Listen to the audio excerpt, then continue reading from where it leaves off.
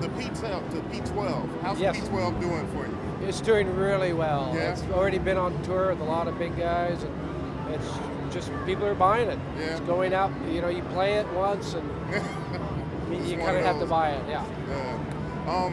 The voice architecture, I was never really clear on the P12 module and the P12 because it's the same voice architecture. It's right? even the same circuit board. It's exactly the same thing.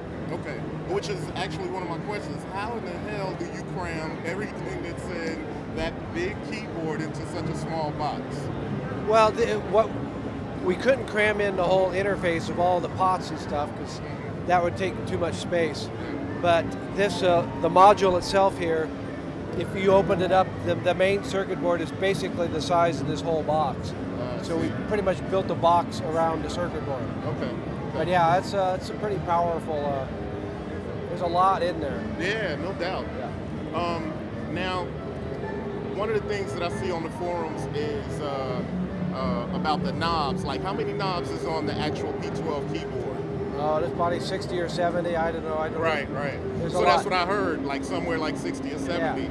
So, what was the philosophy that you used to pare it down to a module and still get the same kind of control over it with so few knobs, so many fewer knobs? Yeah, it's real simple. If we put all the knobs on it, it would have ended up almost as big as a keyboard. Right. So that was dumb. We wanted to make it as small as we could. But it's actually laid out in a very similar way. The signal path is right here. You have your oscillators, the character, the low pass, high pass, VCA, feedback, and delay. That's the signal chain. If I want to get access to oscillator 2, I hit oscillator 2, and I'm right there. So there's no menu dive. If I want the character section, there it is. If I want to go into the amplifier and change the VCA envelope, there it is. So it's incredibly fast and easy to use, and it's very simple to understand, very intuitive. Okay. So that was the whole idea. If you want an LFO, you hit the LFO. If you want LFO 4, there it is. Change it however you want. Okay. So very fast. Nice. And does it have the same connectivity on the back of it? Well, it's the same circuit board, so yeah, Okay, exactly the same. Okay. Nice. Has the response been pretty good to that too? Very good. The first thing people say is, wow, it's smaller than I thought. Right. Because you see a picture, you don't have any reference point. Right, So right. when they see how sleek it is, and it's really is tiny. Yeah. Of course, it's still built like a tank. It's very solid. And it can be rack mounted, of course. Okay. Oh, so you can pull the wood ends off and make it Yeah, rack mounted? and we sell ears that can go on it. Okay. Nice. Can you chain those? I mean, it's 12 voices, so you wouldn't necessarily need Nah, to. we didn't even bother with chain. If you can't do anything you want with these, there. 12 voices, then you know, it's not my problem. So let me get your philosophy on. I heard Tom Oberheim talking, and he's clearly pro analog versus digital. So are we. Yeah. So, but is the entire what's the digital part of the P12 and versus the analog part? The oscillators are digital. Okay. And the reason we did that is we wanted to be able to do FM, we wanted to be able to do a number of other things, and analog can't do it accurately on a polyphonic synth. Okay. It can't do it. Right. So since we wanted those features, and we wanted to do things like wavetable oscillators, that sort of thing, can't do it with analog. Right. So we don't take sides, we just do whatever sounds the best and makes an interesting instrument.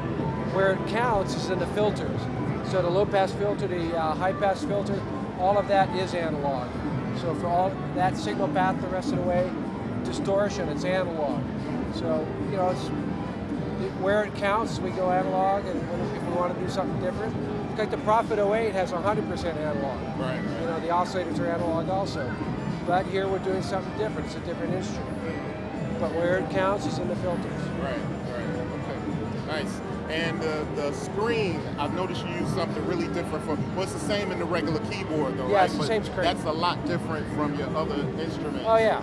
Was it basically so you can get as much information out of the board as possible? Oh, definitely. It makes it much faster and easier. And then even when you're changing programs, it's nice to see a nice, big, clear display. And display, you can see at lower angles. You can see it in different light. It's just very easy to use.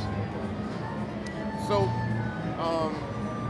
the Mofos. So you have how many more? Like you have the desktop Mofo, the Mofo SE, and what's the other? The 4X, right? The 4X. Okay. Yeah. So what's the differences between Those few.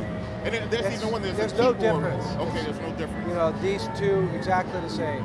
Okay. It's just one has a keyboard and more knobs, and the other doesn't. Okay. The X4 is just 4 of them. Okay. It has exactly the same front panel. So it's like having 4 mofos tethered together. Basically. Yes.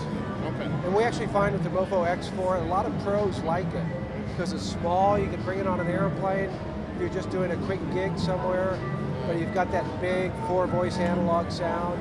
So it's really a good compromise. So you don't always have to go out to a Prophet 12 if you just want something clean, simple, analog. It's a good choice.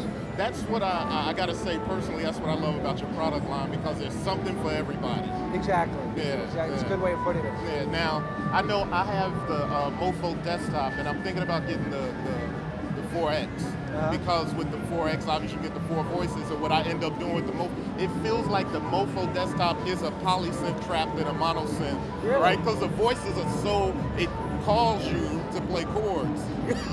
Sometimes, but a surprising number of people use it to play bass or lead. Yeah, this is true. I do that too. Yeah. But I find that I'll end up sampling it and making key groups. Oh, so they I get can, the X4. There it is, right. Yeah, Because then you have more expressivity, right? Yeah, definitely. Okay. So out of your product lines, which one do you think is your favorite, or?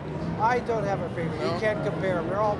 It's like what's better, a Stratocaster or a Les Paul? Right. You know, it's whatever fits in your needs. Yeah. So we have a 4-voice, an 8-voice, a 12-voice, or a 1-voice, and they're all different.